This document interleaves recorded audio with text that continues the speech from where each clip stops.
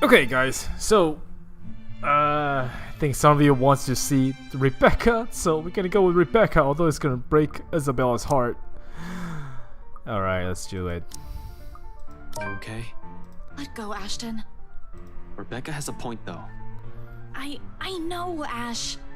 I just thought we'd find something in there.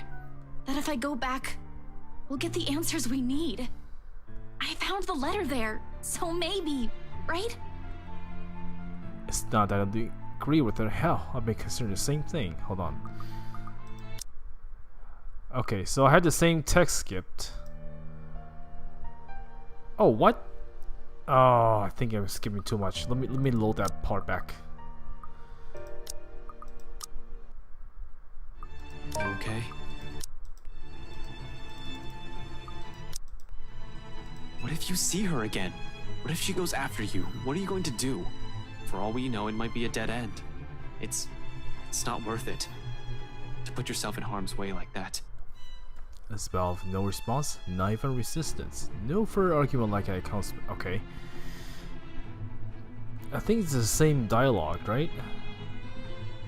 She gently brushes away my hands and runs off. Okay, leaving an awkward hush in her wake. Becca has soon slumped her chair. Isabella has just left. Ginger reached out to press the bridge of her nose and breathing out a ragged exhale. Exhale. Argument like this has always drained both of her patience and energy, usually more than her rowdy students do. Okay, I think we've seen this. How are you holding up? There you go. Barely, but I'll be fine. It's probably just this curse thing getting to me. Damn mosquito. That bad, huh? Excuse me, you're stuck in this nightmare too. And then there's Isabella just being frustrating. You don't mean that. She makes a face, having been caught in her life before allowing a small smile to replace it. Yeah, you're right. I don't. She might act like that, but in the end, she's still my best friend. I should probably apologize later. Your fights never did last long. They're always so petty these days. I just can't wait for this whole thing to be over. That way we can go back to how everything used to be. You know that's impossible. The truth. We both felt her silence in face of it. Her mouth opened briefly and I assumed she's about to argue her opinion about it. Maybe say something contrary to it. But eventually she simply not. Her breathes out and relaxed her rigid posture. A rare occurrence when she's almost always have something on her mind. Seeing it, a smile spread across my face, knowing and perhaps a little pleased. It's one thing to know or change. Oh damn. Sorry guys, I sort of just squash a bug with my elbow. Oh god, disgusting. Well, not gonna stop recording. We'll edit this out, so I'm just gonna keep going. So much has changed throughout the years. We'll never be the same person we once were. And perhaps it's for the better. Rebecca noticed soon enough, like she always did, whenever she sees my face startles her, causing her to jerk away. Why are you staring at me like that? Nothing. Don't mind me. I know that look, Ashton Frey. That's definitely not a nothing. You wouldn't be wearing that expression if you didn't have something on your mind. Really? It's nothing. It's just that when we were kids, you weren't really the kind of person who spoke her mind. Someone else always had to stand up for you. You've changed a lot, Becca. What did you expect? It's been, what, 17, 18 years? What I'm trying to say is, I think I like this version of you more. Oh. A beat? Except when you're mad, and you're yelling, and you're glaring daggers at everyone. You're pretty scary, you know. Well, don't say that so casually. Also, if you're just going to complain, we might as well just end this talk right now. See what I mean? Even Z-Man's scared of you. I'd bet my entire salary on it. She watched my arm. The gesture light and familiar. It caused us both to burst into peals of laughter afterward. When was the last time we shared something like this? I can't even remember. It's nice though to have another conversation like this, to sit side by side simply enjoying each other's company. I'm not very fond of looking back to the past. Most of it means having to remember unpleasant things for me, but sometimes coiled around the bed, there are good ones. And Rebecca there for the most of it. Things may change, but her friendship is one thing I will hold dear. We may meet new people throughout our lives, but that doesn't mean I will care for her any less, which makes the whole business with the letter even more urgent. While Rebecca's right, Isabel's reasoning also makes sense. Hell, I've been considering the same thing. It's only Lee we have after all. With that at stake, I can't let this curse win. If such a thing even makes a sense when dealing with the supernatural. Tonight, by any means, I need to go back to that cursed place. Alone, because who knows what we might find in there. Whether or not the rest of them agree with this plan is inconsequential. The well-being is on my top priority. I'm not just about to drag them there with me. My apprehension must have been quite obvious in my face. In the sudden motion, Rebecca reaches out and taps my arm. Although she does it gently, it startled me. Nevertheless, it's enough to put a worried look on her. For a moment, she studied my face, eyes scrutinizing, searching. But before I can even avert my gaze, keeping her from getting a read on me, she strings her worry abruptly fading to a look of disapproval. You have a plan in mind, don't you? The simple yes or no question. I can't easily lie. Yet her tone completely believes everything her words mean. I may as well tell her everything. When it's all said and done, she's the one of few people I trust. However, every vein in my body knows she'd be the first one to disagree, put a foot down and stop me. And once she does, who else will left to fix this? Zach? Isabella? Her? I do understand her concerns, but there are times when they are misplaced. This complication isn't what I need at this moment. But what am I supposed to say? What is she expect to hear from me? What answer would satisfy her? She certainly appears like she's hoping for more than a yes or no for an answer. I can't give it at the moment. Keep her in the dark, right? I think that's what we chose last time. Alright. Oh damn, Rebecca. Damn, girl. You don't need to worry about it. Alright. A sigh and a lie. It's all I can offer, and hopefully this will be the last time I need to do so. That doesn't make me feel any less often about this though. It's worse when you know she's asking only because she's worried. Sure, I can tell her, but what good would it do? I've already told Zach one person is enough. Hell, simply letting someone in a plan makes me iffy. Broadening that circle and having revealing too much just to cause another pointless concern. But someone has to be aware, at least where I am heading off to, in case things don't pan out. Expect the worst if I only intend to do a quick survey of the place. In my own words, risky. Becca doesn't need to know the kind of danger I might throw myself in tonight. She's to prioritize herself and her own safety in the first before others. Ashton, Oh, damn. if this has something to do with that letter and that bloody curse, I think this concerns me as well. Every one of us, in fact. I'm not asking for a thesis of whatever's going on inside that head of yours, but it'd be really nice to be informed, for once, this time. Rebecca, I'm not... What's keeping you from saying anything now? This isn't a case anymore. You don't even have to worry about red tape or bureaucracy or everything you've been complaining about before. Those things don't matter now. If you want this thing to work, if we're going to even live through this, you need to stop keeping people in the dark, Ash. A thick, awkward silence hangs in the air.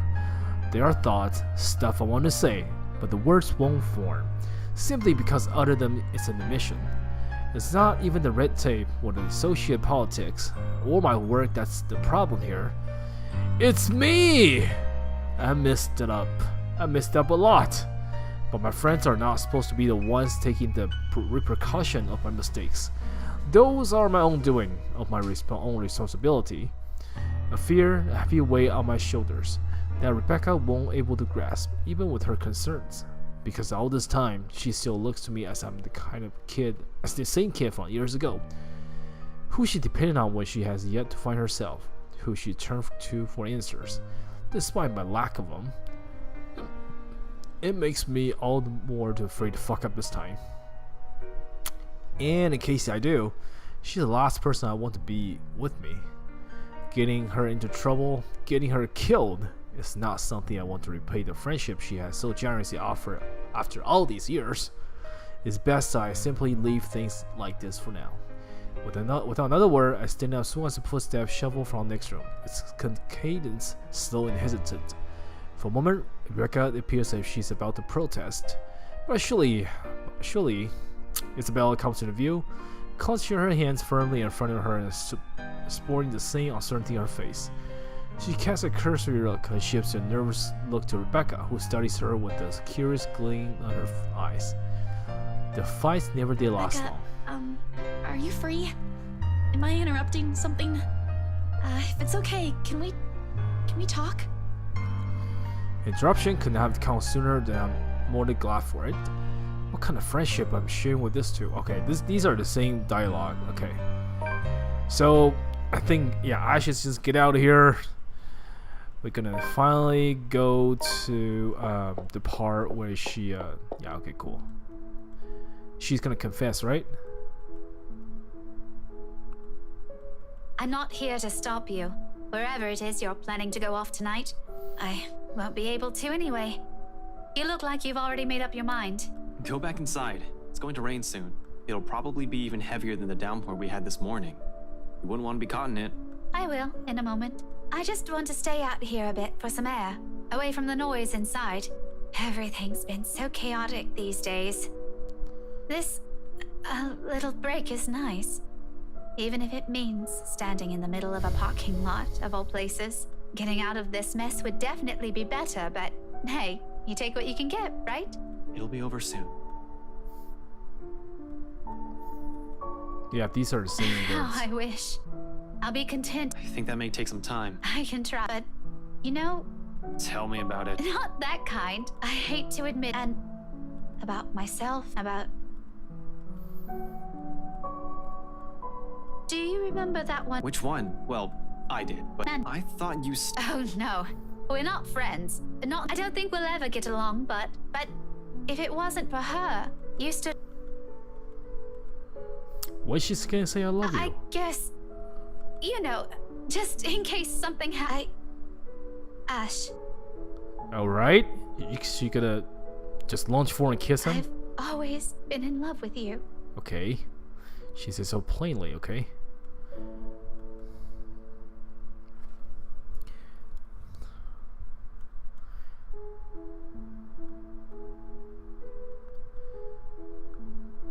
Since that time in secondary, since I made that promise to never leave, I've always truly loved you.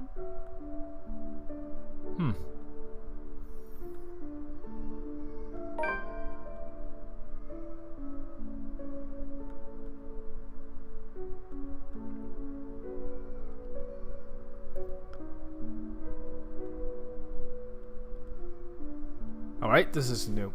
Rika is a beautiful woman. Alright, anyone with a working eye can easily see that. Anyone would appreciate becoming the object of her affections. However, more than that, she is also close, important friend to me. Rebecca, I'm... A jar of breath, wrecked, unsure. Uncertain how and which words to put it together, afraid they will hurt or ruin this. Damn these bugs. Whatever this friendship has become all of a sudden. Though before I can even string two phrases together, she closed the distance between us and grabs a fistful of my shirt and pulls me down and kisses me. The next I know, her mouth is on mine, warm yet unyielding, just like the person who owns them, who pressed hers against me, almost desperate longing for that love she has held onto it for so long. Even a gesture as intimate as this, Rebecca's character shows, unintentional or otherwise. Fierce, bold, demanding, a storm on her own, and soon I find myself being drawn into her. There's nothing gentle about her kiss, far from it. It's urgent, frantic, brimming with every pent-up motion she has had, years and years of it. Maybe another time it will be, when death is not looming over us. But for the moment, right below a whole different stormy brewing, we both cling to it. Perhaps it's because the only thing tethered us from losing to this madness. Okay, a smile on her face when we apart later, kinder than every single one I've seen from her so far. It's nice to see her on her. It suits her more than the glare or the frowns. But at the same time, it only serves me to baffle me. When I move to open my mouth to say anything, even thought to find the right words, she lifts a hand to my mouth and silences me. You don't have to answer me. Yeah, but you should... I should... No, I mean, not right now. Okay, now I'm really confused. One moment you're saying you've been in love with me since secondary, now you're telling me to shut up? If you want to interpret it like that, all right. No, really. Some explanation would be nice, Becca. Because a lot of things are going on right now, and I'm afraid I can't catch up. Especially with this curveball you just threw. It means what it means, Ashton. It's not that I don't want to hear it, but you said it yourself. A lot of things are going on right now. Our lives are still in danger. There's still the curse. There's still the ghost. I've waited this long to tell you. I could wait a little more. We'll talk once this is over. Once everything's back to normal again and we don't have to worry about other things. I'm sorry, Becca. I'm not even sure what I'm apologizing for. That we're stuck in this nightmare? Or because I'm somehow holding myself responsible for having no idea how she felt until she has said it to my face. Regardless, she continued to smile throughout of it. It's not your fault. Don't say that. I'm the one who should apologize. Since I suddenly sprung this up on you when you have other things to do, I just thought I should let you know. Anyway, thanks for hearing me out. I won't keep you long. I know you have things to do. Just promise me you'll be careful, all right? She doesn't wait for the answer. Instead, she gave me a push, with a force only heavy enough to throw me off balance. Caught unaware by the gesture, for a few moments I fight for purchase against my car's trunk, bracing my head on the smooth surface. When I look up, a string of reprimand ready to tip my tongue. Rebecca's already halfway through the parking lot. There's a small skip on her steps, while the breeze carried the... Okay, this is... We seen this. Alright, now let's use the skip button and skip to where we left off, right? So now we are actually in November. Despite being grown up in the city, I still despise the rain. Living here doesn't mean I have to like it. Lucky me, I've reached the mansion before the downpour has turned torrential. The long slog from the ends of the village by the foot has already been made difficult by the light drizzle and biting winds buffeting against my body. Wow, I never seen anything describe the wind like that. So are they just kind of biting the body every few seconds? By the time I find cover under the tree lining the vicinity of the mansion, my shoulders are already drenched. My hair also sticking to my skin and out in every possible direction. Thankfully, the letter taser the gun I brought with me had remained relatively dry. That's the most important thing. However, those are the least of my problem at the moment. Sometimes after the housewarming party, scumbag right has suddenly grown their brain and tightened the security around the mansion. The guard is now stationed at every possible point of entry. The main entryway, the back door leads to the kitchens. Hell, it's almost a miracle no one has spotted me once I entered the property. Although that's probably because I've kept close to the forest. While I can always create a clever way for myself under this deluge, it would be difficult to do without making much noise or leave tracks. I don't really have the luxury either, do I? Considering how off this place feels since I stepped in the property the mansion came to view, every lights are off, even with the security personnel on the patrol outside, the whole house itself, it feels empty, eerie, too quiet. Normally I'll pass it off as some kind of power outage because of the storm. It's not a far off conclusion when this place is almost in the middle of nowhere. However, there's something feels just wrong. Something happened here. Or about to. It's the sole reason I haven't done anything yet. Simply observing, watching, listening for anything. I might be pressed for time, but I'm not a careless idiot. Although I need a way in, desperately so. Moving without thinking will not only endanger me. With so many unknown variables, what we're dealing with, I have I also have to act on the assumption that someone is always in danger, especially in this place. I can't act intuitively. As much as I hate Wright, I'm not to cause his death because one of the thoughtless actions. If there's a place he deserves to be at, it's in a prison, not a morgue. When a hoarse, painful sob sound rings out, a bit of loud pitter-patter rain, only then do I stir. A woman, perhaps a servant, or worse, Hannah Wright. It's coming from the forest, just right up ahead, in fact, not too far from the house. Regardless, I give the place a quick, worried glance before following the noise, carefully keeping the shadows, one cautious step after another, louder and louder as it goes as I near. Come on, you could at least show some picture to scare me, right? Until abruptly turn to a loud, desperate, anguished cry. I break into run. One nervous hand ready on the gun holster in my hip, and the other raising a balance as I scurry across the dense understory. Deadly crunching under my shoes, but I pay no mind. There's only the voice, the woman, and nothing. Abruptly, it all stops and met with a sudden hush. A blank, empty, most definitely in stillness, even with the labored breath and pounding heartbeats against my ears. Behind me, another branch breaks and... Help me. Dread surging with me while I spin around and take a hard step back, ignoring the chilly pinpricks crawling on my back and my neck. But before I can even melt with her eyes, the word unexpectedly pitches sideways, tilting till the ground beneath me finally crumbles. My hand fighting for purchase, only to meet air. But then it's too late. My foot slipped. What? Did he just slip? My foot slipped further than the rest of my body follows.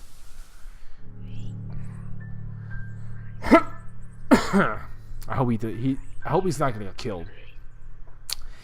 Dark spots blur the edge of my vision. Black drizzles and twitching I coil my limbs. Soft footfall echoes from the far distance. Scurrying, scampering, moving in odd rhythm with a sharp piercing notes of the laughter. But more than that are the voices, lacing venom inside every crevices in my head. Murmurs that jeers, scoff and derides. Over! It's because you didn't listen. And over. It's all your fault. And once again, why won't you believe me? A reminder of what I failed to do and who I failed. What I'm trying to desperately fix. A scream threatened to burst. My throat closes off ever so slowly. A chill seeps through every nerve of my body, washing away every sensation in me, apart from one. There's only fear. Once again her laughter echoes. I sound both bitter and unforgiving. It's the last thing I will hear before she reaches for me. The ground trembles. The world slows to a stop. What? Did she just got knocked out because... Wait, was I supposed to let Rebecca come? Damn, this is so deep. Half darkness greeted with my eyes finally snap open. The soft patter drip of water somehow spurred my conscience further. For a few moments I remained still, blinking away the dizziness, allowing my vision to adjust to lack of light and breathing to even out first, before pushing myself up the one arm attempting to stand. Turning alone to struggle on its own. An ancient movement sends me step with a sharp pain right up my arm and my back. Give me another pause. Shit. I hope I didn't break anything. Fuck. There doesn't seem to be any injury or major fracture, although the whole back does feel sore and raw. Probably from when I skid down prior to landing myself here. A comforting thought. The second attempt comes easier later, without no less pain. And by the time I'm back on my feet, the exertion has left me grasping a short, shallow breaths and leaning hardly on the wall nearest to me. Behind me, a light drafts blow in from where I fell in. Coming in short, sharp burst into what's apparently an underground tunnel brings in the fresh, earthly smell of the rain from the topside. Regardless, it fails to mask the old, musty scent of the place, a mixture of mold, mildew, dust, grease, and something distinctly foul, like death. More worrisome than a putrid, festering smell. However, the cells that are lining both sides of the tunnel, on the dim light I can barely make out what's on the inside of them, but I already have a few ideas, all of which I refuse to delve into at the moment. Knowing how long this mansion has stood, somehow, no matter how unexpected you find the existence of this place is, it isn't too surprising. I wonder if Scumbag knows about this. Probably not, unless he's also the kind of person who takes a joy in inflicting this kind of suffering on others. I don't really think so.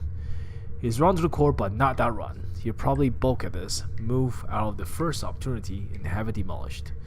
The very idea that what has occurred to me in this place years ago makes me real. As well, I've no long ago places like this tend to hold secrets. This though, this is just a tip of the iceberg. I feel what I may discover to mention itself in the tail behind a fucking letter. But fierce and inconsequential as unpleasant and decided this is. This place might also be the only way for me to get inside unnoticed. Sighing and take one last gulp of clean air, I push away from the wall and delve deeper into the passage. Let's just hope it'll be smooth sailing from here on. You will find Miss McCullough, right? It turns out that alone was too much to last with this early. No, 20 paces into another sound probably raised above my footfalls, rebounding off the hollow walls and echoing inaudibly across the whole span of the tunnel before fading away just as swiftly as the rain. I paused nevertheless, strained my ears for more of it, while I gradually moved my hands to my side, slowly and steadily until the tip of my fingers brushed at the gun's handle. Although cold against my skin, it's the closest thing I have comfort at the moment. For a long time I wait, holding my breath, watch every form, edge, and shadow at the corner of my vision for any movement. After a heartbeat of nothing, I allow the tension to ease up in me and form a long, slow exhale that reverberates around the whole passage. Who's there? Perhaps it's because of what has happened earlier and not how I end up here, or maybe it's because of my training. But despite the panic and fear in that voice, I don't immediately answer. Instead, I pull my gun, free from its holster, wordlessly draw closer where the voice rings out once again. Afraid, frantic, weak. I'm asking you a question. Who's there? It's only after I release the safety do I answer, while continuing my approach to a careful, steady pace. I think I should be the one asking you that. Who are you? Show yourself. I can't. I'm stuck in here. Well, a ghost will definitely not be saying that while have a conversation like this or stuck anywhere. As if to prove her point, she extended her arm from one of the cells ahead of Waves.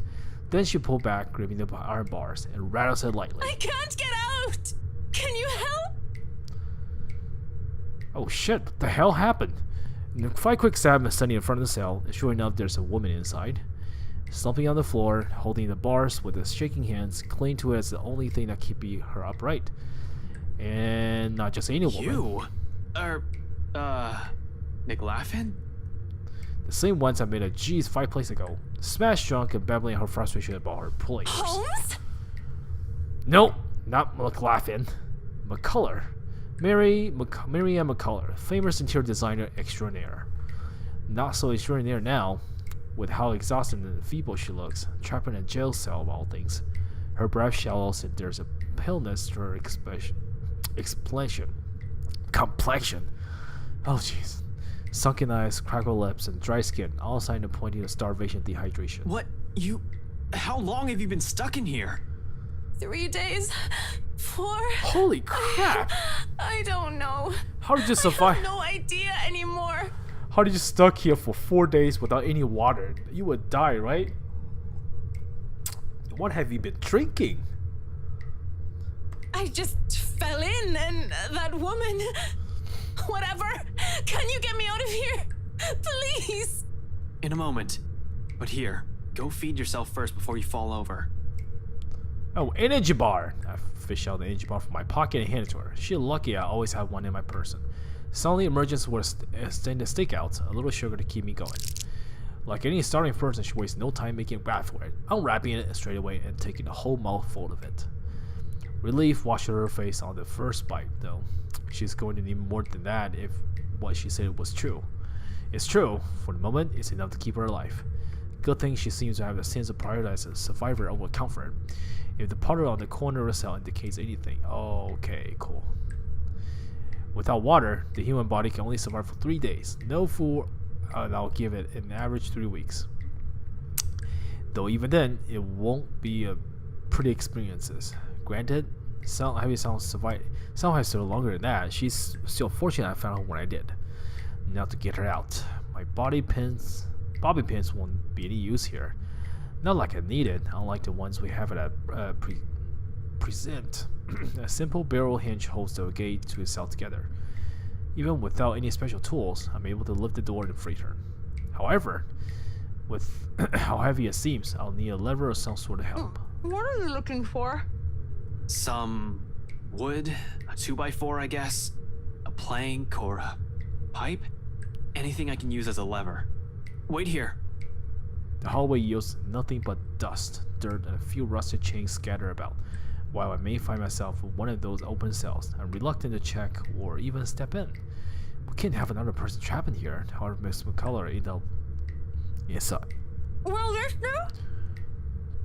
My hand snaps back to her. McCullough extracted a wooden board under the mess of hay and twine near her. Without prompting, she slips it through with the little space there is between the bars.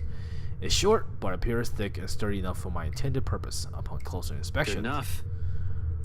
I hope. I get to work, once anchoring the other end of the plank in the base of the door and applying the ample force on the other end. It takes a bit of effort, no kidding about the heavy part. Still, a grunt, a gasp, a creak. In a matter of minutes, with a little help from her on the other side, the door eventually lifts off its hinges.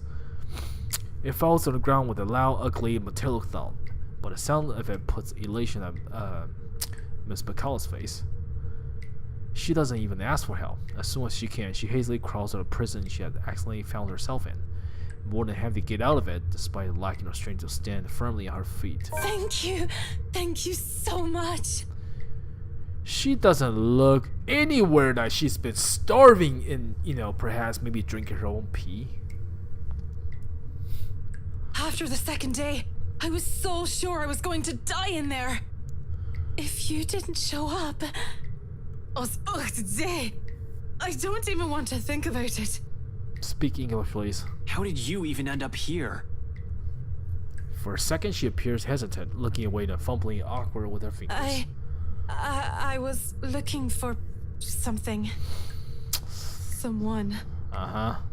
A contemplative expression flickers in her eyes. Something that's close to wistful, like when a person remembers a memory she's fond of.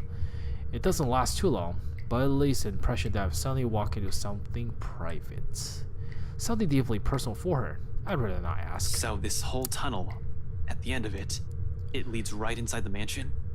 The wine cellar. Right into the kitchen then. There's a door of some sorts. I don't know.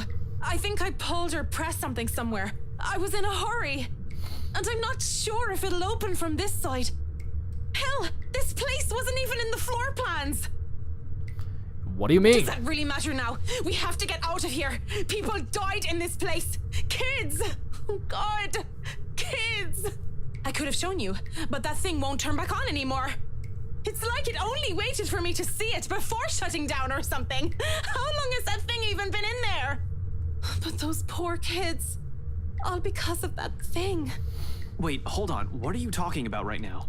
The bloody letter! Ever since I've read that thing, since that day at the open house, she won't leave me. But it should be fine now, right? I broke it. I broke all of it. She shouldn't be able to do anything now. What? McCullough, one at a time. It's all that fucking paper's fault! Oh God. Oh God. Dear Lord in St. Adelaide, bless those poor souls. We're not safe here. We need to leave. If we stay here any longer. McCullough! Abruptly, she stops, looking back at me with wild, panic-stricken eyes. I've seen enough of it so many times in the past few days, to my own friends even, to know that she has seen things, the kind of she'll easily make any person go mad. And perhaps we slowly are. The longer this takes, the faster our descent becomes. I can't even tell which one's worse, death or this. Seems like no matter what we end up with, there'll be always something horrible waiting for us. I need to hurry! Listen, I need to get inside this place, and you're more familiar with its layout. If you can help me... What? No! Why would I go back? Are you sure you haven't gotten raving mad yet? An exit's right here. And this business with the letter has to end at some point. Look, I know you're not very fond of Luke Wright. Damn right I'm not. You almost have sex with him. He can just go. But are you really sure you want to leave him like this? And what about his wife? It strikes a chord. She falters, growing quiet as attention lifts from her and her shoulders slump. I do understand her issue with this. In fact, she does have to go with me. Only tell me enough info so I can figure this out on my own. She can always leave afterwards. To be on with this whole damn mansion and letter. The other thing, this tunnel leads right into the forest. It'll provide ample cover for her to be able to slip out the property unnoticed. At the same time, she steals herself away. She steals herself and squares her shoulders. Just until the kitchens. That's more than enough. She nods, a barely weakly. Then, without another word, she gestures for me to follow, leading me further into the passage. Occasionally, she'll stop, find perches on the wall to catch her breath, but throughout the short walk, she asks for either a break or no assistance. I suppose that's something we have in common. Eventually, we get to a dead end. Although before I can question her on it, she begins to palming for something on the wall, tracing her finger along the weathered edges of the brick with a frown on her face. It should be somewhere here, I think. What the hell are you doing? She merely holds up a hand, begging for my signs and continues searching. Then, without warning, a few minutes later, something clicks. A portion of the wall shifts ajar with a heart to reveal the glimpse of another room. Ballin lining the wall, liquor's barrel for aging. The wine cellar indeed. The ladder to the kitchen is on the far end of this room. Surreal. This is nothing but a surreal nightmare. But after everything, should this even surprise me? The ghosts, curses, hidden passages.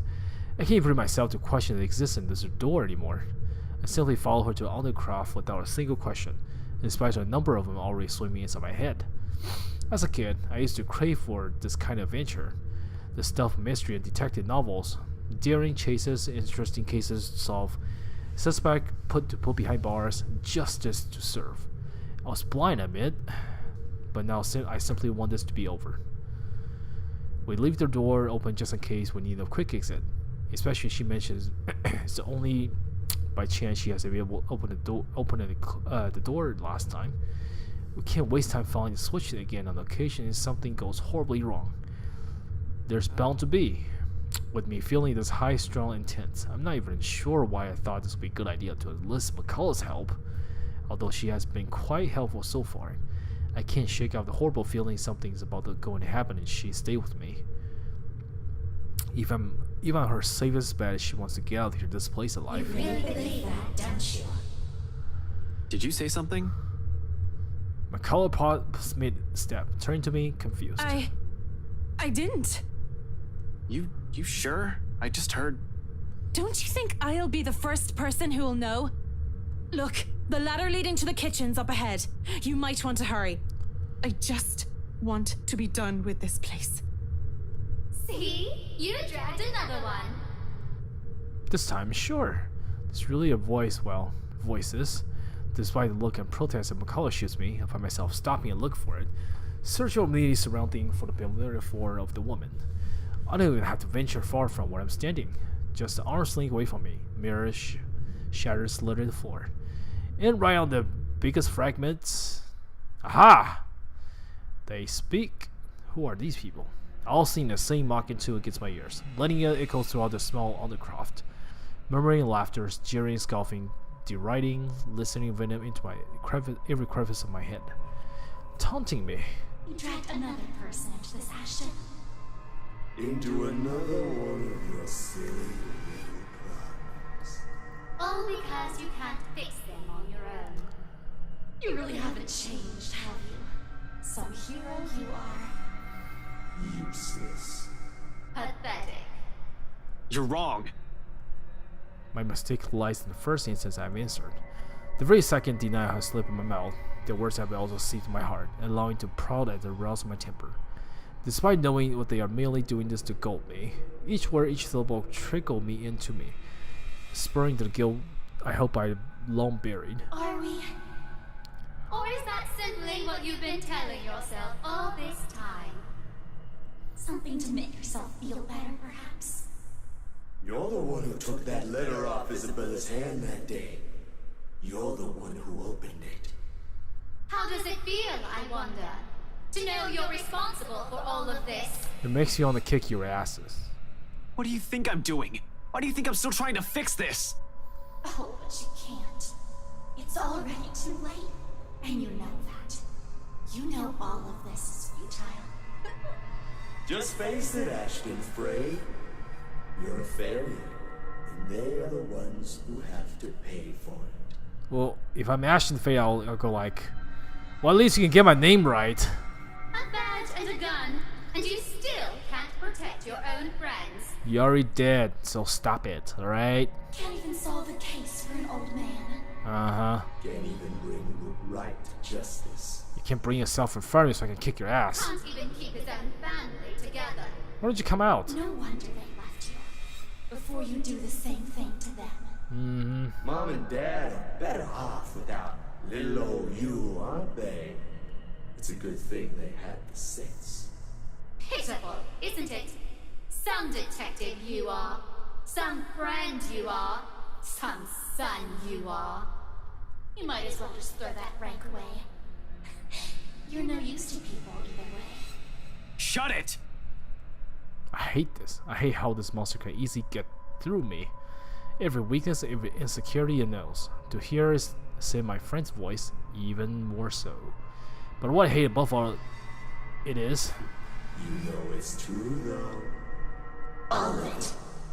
It's why all you can do is tell us to shut up. You don't want to hear a single word, because you're already aware of it. I think I should bring Rebecca into this. You can't even admit it to yourself.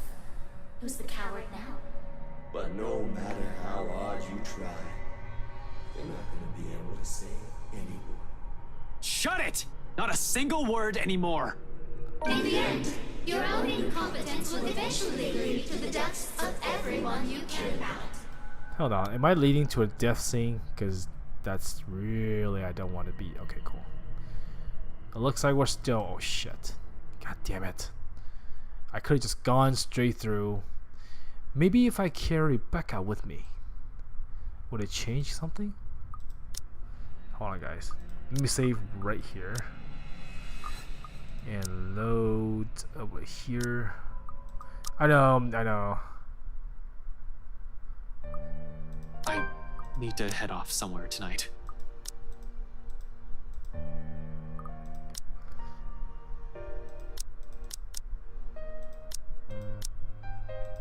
I'll read text. It's a serious. You can, but That's You- is. just keep your I'm a. Becca.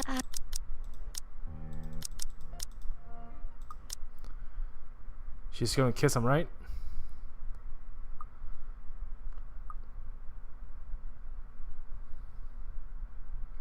So what if I do this? Will Miss McCullough die?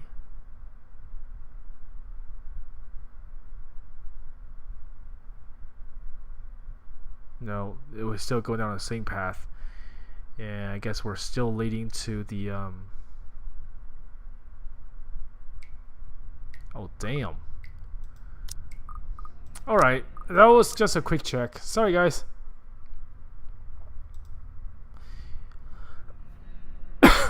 It laughs, sharp and piercing. At this sound, something in me snaps.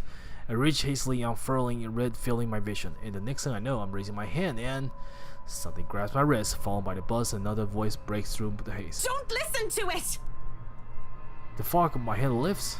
Every sound, every noise returns to me, flooding my every sense all at once. There's this deafening silence.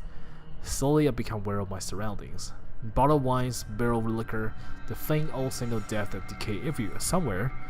And a hand holding onto my wrist as if to keep me from hurting myself.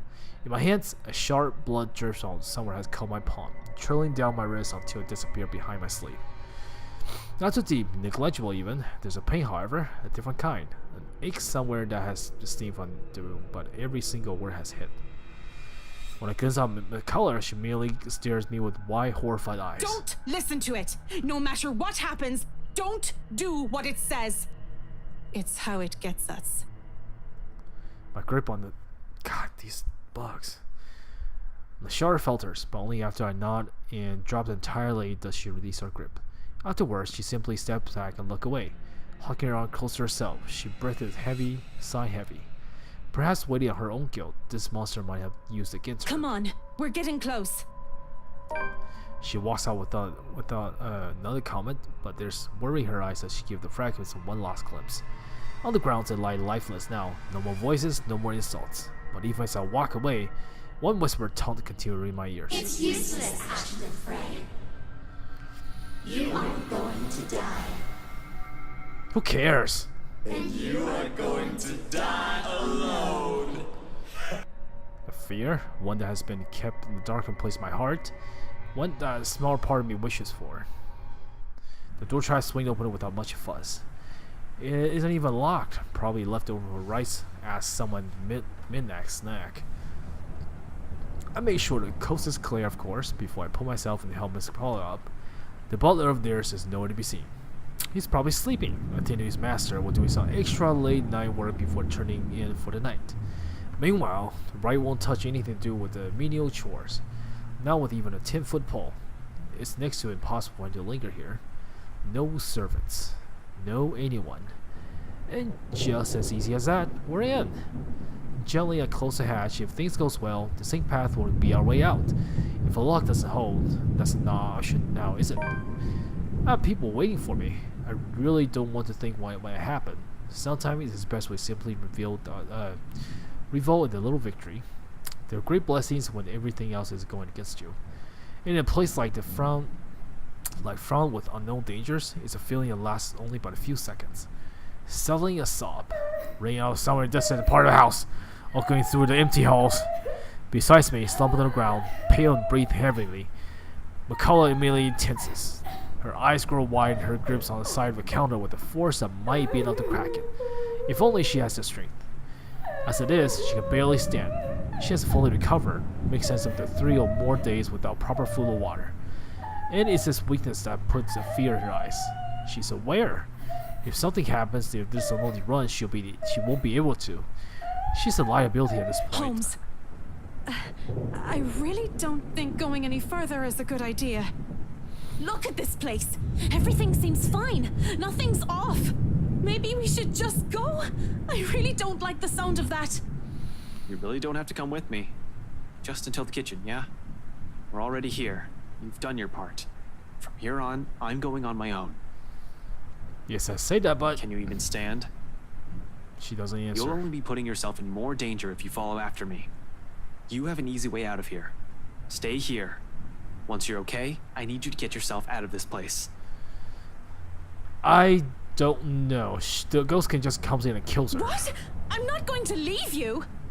Well, I'm not taking you with me either, lady. So it's here or out there. You really are mad, aren't you?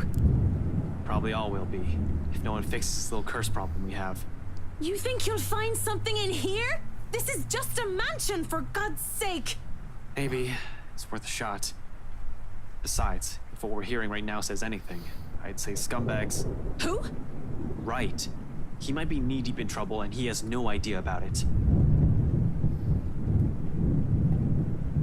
Miss Color still appears as if she's about to argue, so instead of more words, I'll holster my taser and hand it to her. A taser? A standard issue for every member of the Locksmith police force, but it shouldn't take a genius to know how to aim and fire one. Even Isabella may have been able to use it without training. Yet, Miss Interior Designing Extraordinaire stares at it as if I hated something particularly nasty. Listen, you want to wait? Fine. I'm leaving this with you. But if I don't come back here within 15 minutes, I want you to backtrack and get the hell out of here. Are you daft, Holmes? I already told you. In case something goes wrong, I need someone who can tell people what's going on. Who can tell my friends what might have happened here. They're at the crawl. Shit. Is Ashton gonna die? Oh, I didn't read the comments. Maybe I should read the comments of my previous video. You know the place, right? I trade off letting the meaning of my words hang in the air. I want to be optimistic about this, really. However, I'm going against something almost everyone can't quite understand. I'm just going to be realistic when the chances. McCullough seemed to understand this as well as what I said. A silent protest has already died from her tongue, and she simply looked at the taser quietly. At the moment, she just nods. Beyond the walls of this room, the cry continued to grow louder, and I take it as a sign to leave. Without another word, I slam the door. Like a siren call, her voice beckons. Finding out who it is a mighty good idea to start as any. I kept to the shadow for the most part. Not that there's any need to, the entire place just feels empty. Odd, when a house this big should have a large staff. You'd think there'll be one or two roaming about for some late night chores.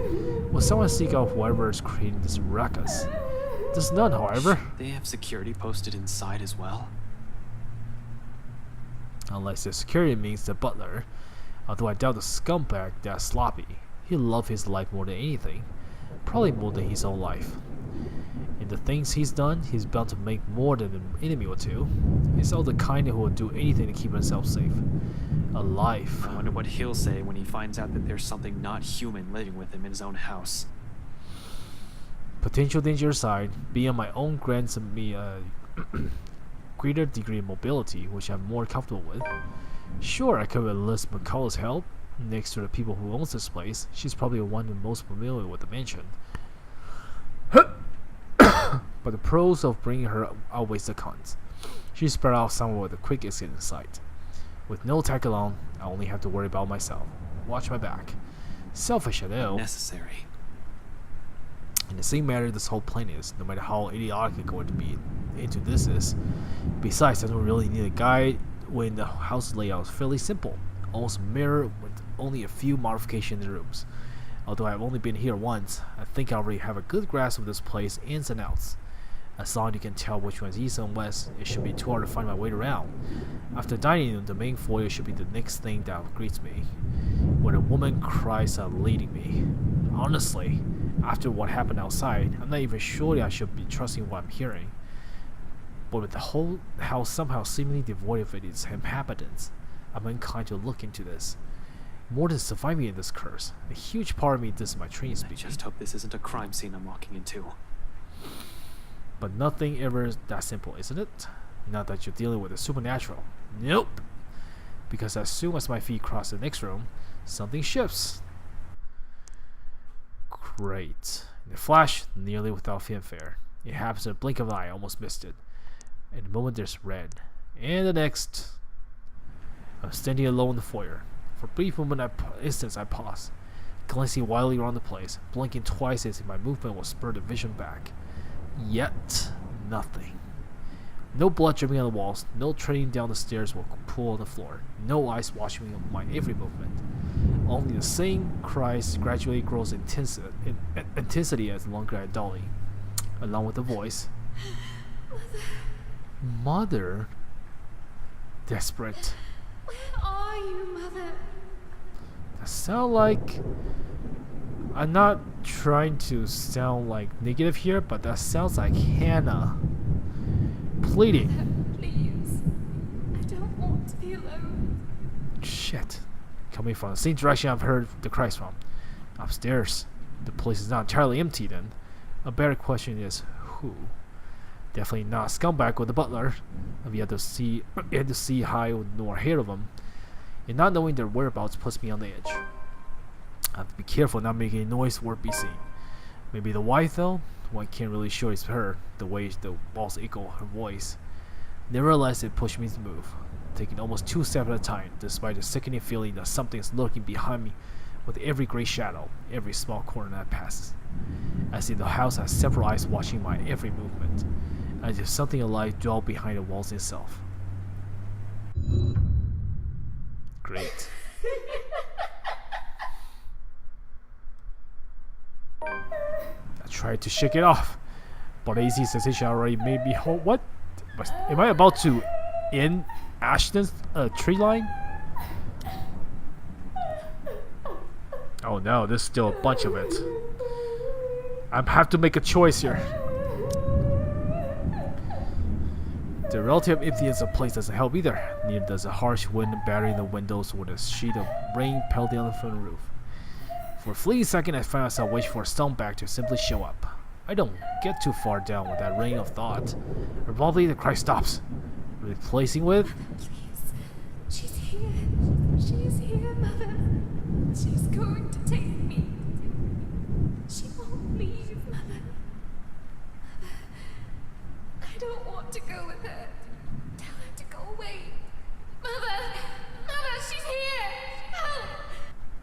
can't be good. Adrenaline overcomes me in a rush. With no 2 heartbeats, my feet are already moving. Before any sense can catch up to me, doubt creeps up on me. My hands are already at the holster. I hastily set up the far side of the hall. One alarm footstep after another, while struggling to keep that sense of panic at bay. A door lights a horror at the end of coming from the floor above. It's going to hurt me! Help me! I do not hesitate, moving in despite the lack of light. The steep stairs with the thick layers of dust kicking up by every step, and possibly only for a moment to reach up the top. Then, without wasting a second, I push the door open. What the fudge? What the hell happened? She sits in the middle of the room, shoulders hunched, shaking. Wow. Her hands cover her face as she weeps, obviously to my presence. It's as if she has heard neither my footsteps or the soft creaking of the door. Continue to undisturbed, like I'm standing in a time far removed from her. She doesn't even flinch when I call to her. Hey, are you alright? Mother. I've done it, Mother. Take me with you, please. I can still hear her. She's here. Help me! Help me, please! But lately, I noticed the blood on her hands. It's the same one drenching the whole attic. I'd rather not know. How the room has ended up like this is the least of my problems at the moment. Even a single human body doesn't have this much blood. So, bodies?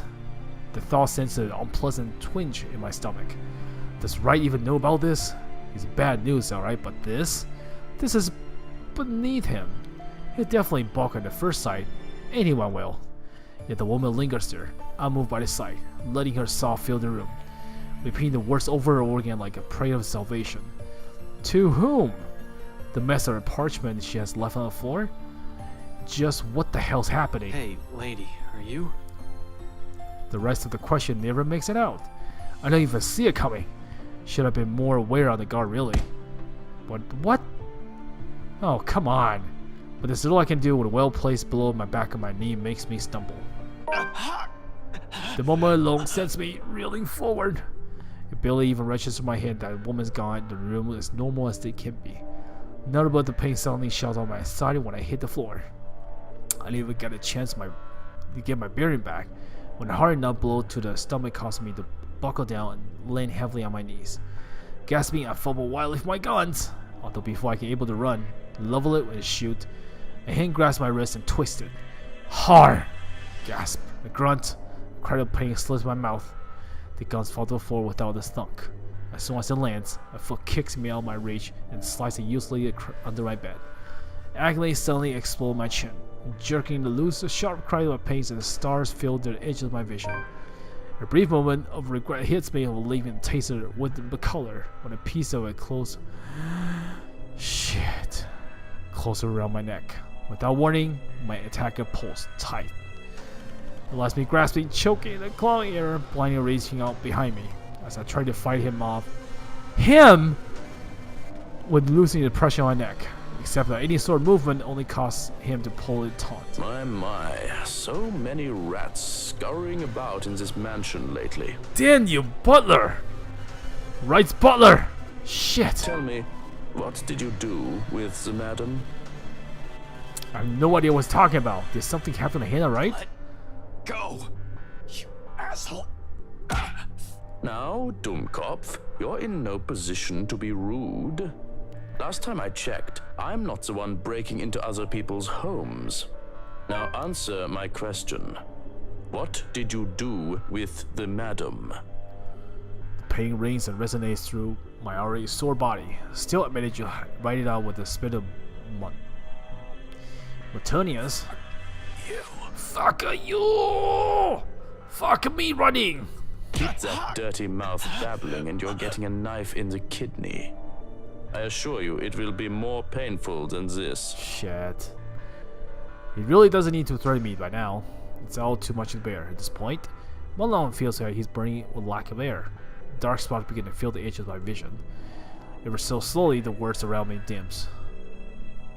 My conscience rapidly slips away from me, and without meaning to, Get away from him! hearing that voice, instead of hearing dose without a bucket of ice, cold water, familiar, too familiar, and more importantly, it shouldn't be here. I should be hearing it here. She should be here. Immediately, my eye snaps open. Oh, what? Right there, right in the attic's doorway, stands Isabella of all people. Damn. A rolling pin in the hand and a standard issue police taser on the other. My taser. She must have borrowed from a color. Where else has she gotten one? I doubt she has ever used one. Hell, the way she holds it right now, the guy can easily disarm her in one hit. But there's something in her eyes. Although there's a look of fear in them, in her handshakes, she keeps the wagon trained and pointing at the scalp as lackey. On trail or not, she does not plan to leave here without putting the fight, it seems. Admirably, really, but it's not something we need right now. I need her to be away from here. I need her to be safe. But the chance of it happening glows slim as every laughter slips from him. Oh, this is just getting better and better. The bratwurst won't be pleased with the number of bodies we have to dispose of today, you know. Tell me, how many of you are there? So I can prepare the proper number of bags. What the damn it! What the fuck is going on? Why is she even here in the first place? Did she follow me? Who else came with her? Zach? Rebecca? Are they all here? Panic surged within me. She knows how bad the situation is, but she really have run in here and exposed herself like that? Does she even know how to use a taser? For fuck's sake, more than worried about my life, it's her I'm concerned about. Getting strangled, dying by the choke, isn't part of the plan, but her following me here isn't either. This is why I prefer to do things alone. This is why I'd rather be the one to take consequences. I don't even want to think about this bastard might do to her after she's done with me. Though my voice comes off nearly a croak, I try to tell her as much. She has to leave. Stay far away from here and these people. Don't! Damn it, Isabella! Get out of here! Another bout of pain around my side, cutting off my words. A cry of agony bursts from my mouth. I can taste blood on my tongue as I heave. I attempt to get as much air despite the tower still coiled on my neck. Ash? You're going to lose air quickly that way, Dummkopf.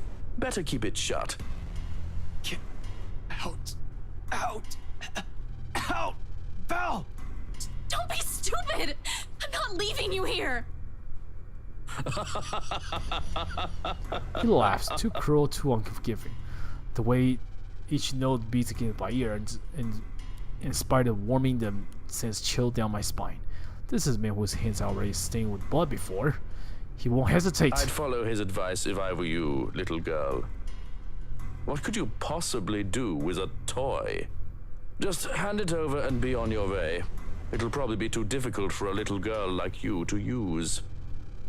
There's a moment of silence. Fuck, I barely keep my eyes open. But next second though, I don't exactly understand what's happening. Isabella shouts. Not a cry of pain. Not a yell of panic. But a once resolute, firm.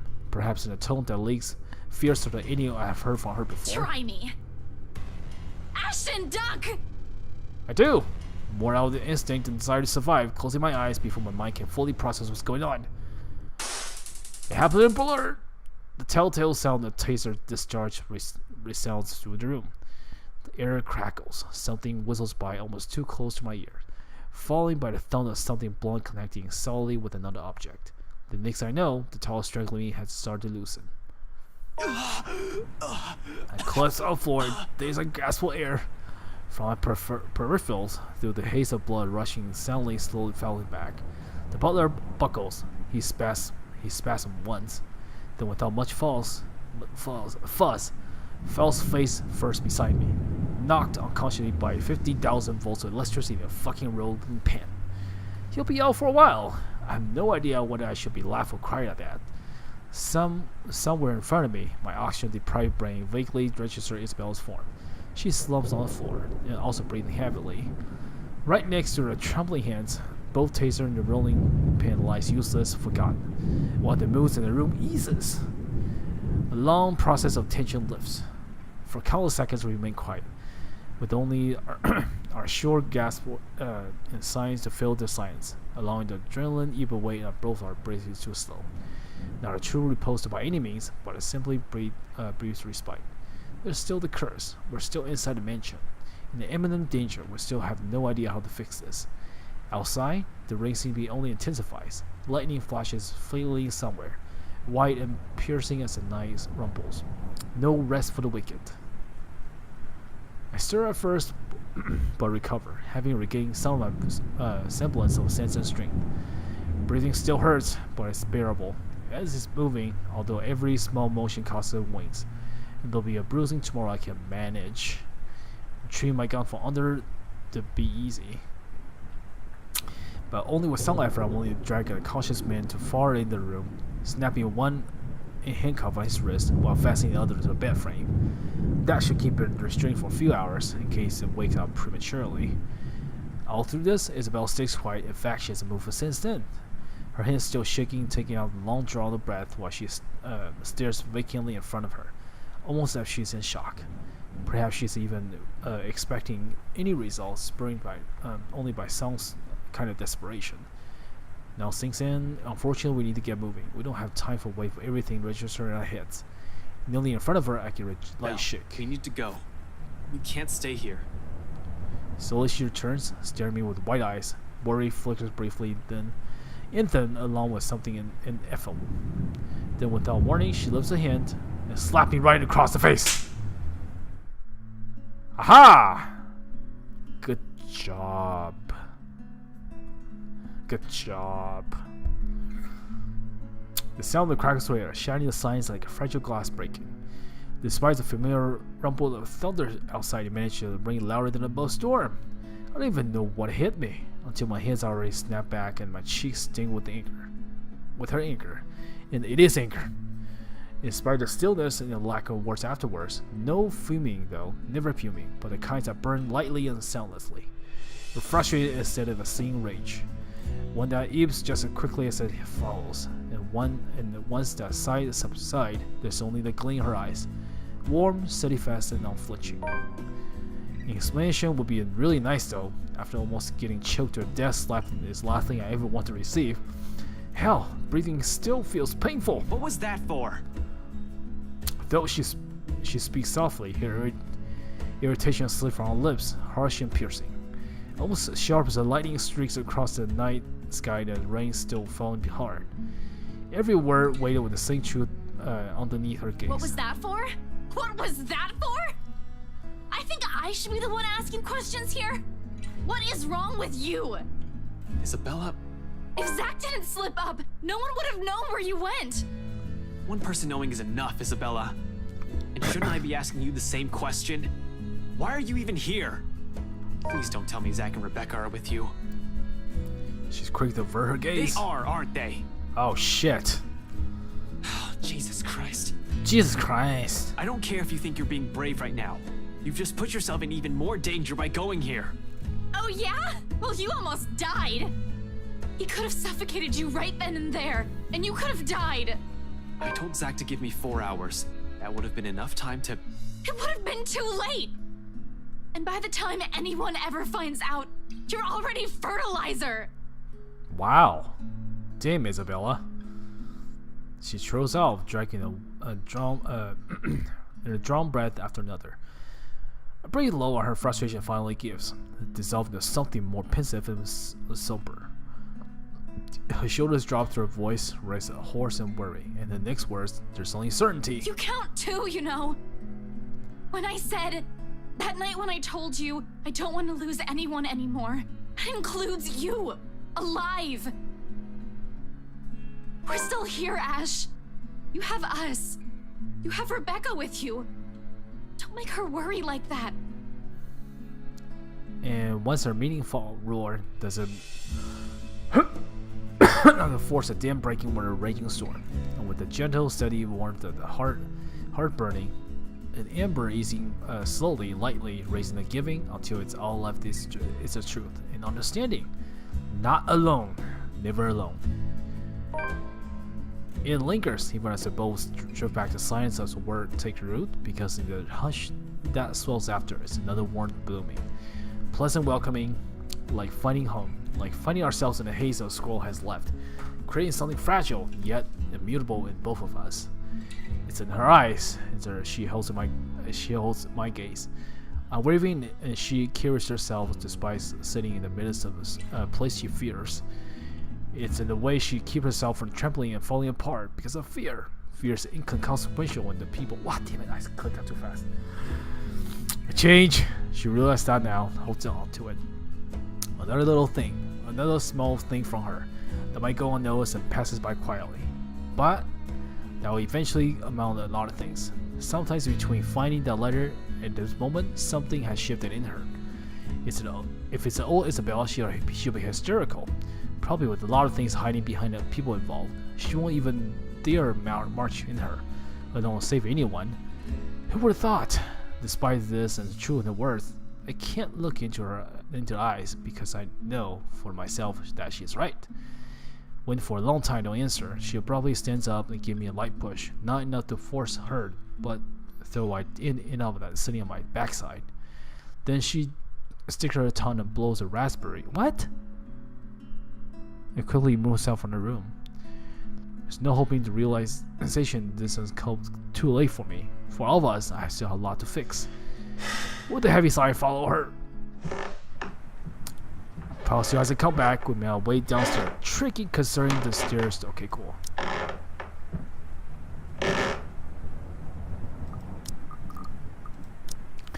I think I'm gonna stop here, man. Wow. Okay, cool.